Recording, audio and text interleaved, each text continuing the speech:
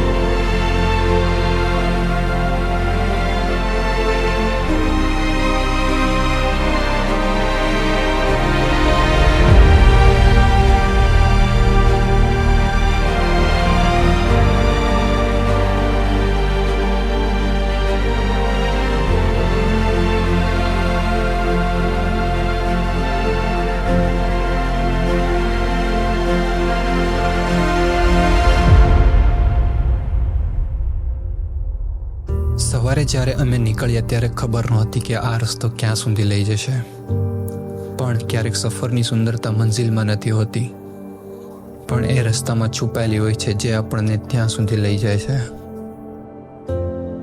કદમગીરી સુધીનો રસ્તો પણ એક અલગ જ અનુભવ છે, જ્યાં દરેક વળાંક એક નવી તસવીર બતાવે છે અને દરેક પવનનો ઝોકો શહેરોની થાકેલી યાદોને પાછળ છોડી જાય છે.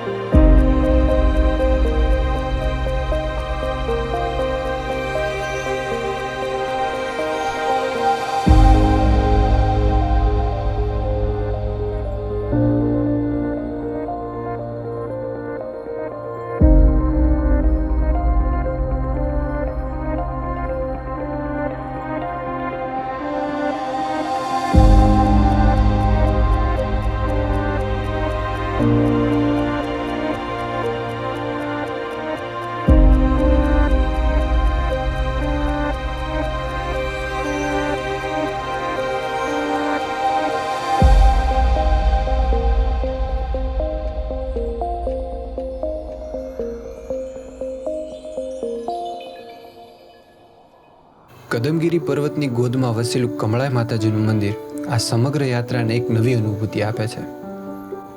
અહીં પહોંચતા જ મન આપોઆપ શાંત થઈ જાય છે. પવન સાથે લહેરાતી ધજાઓ, ઘંટનો મધુર નાદ અને ભક્તિથી ભરાયેલું વાતાવરણ જાણે દરેક વ્યક્તિને એક જ વાત કહે છે: થોડા સમય માટે બધું ભૂલી જા અને આ ક્ષણને જીવી લે. કદમગીરી માત્ર પ્રકૃતિ માટે જ જાણીતું નથી. આ જગ્યા આધ્યાત્મિક શાંતિનું પણ એક કેન્દ્ર છે. પહાડોની વચ્ચે વસેલું આ પવિત્ર સ્થાન ઘણા લોકો માટે માત્ર એક મંદિર નથી, પણ શ્રદ્ધા, વિશ્વાસ અને શાંતિનો એક અનુભવ છે.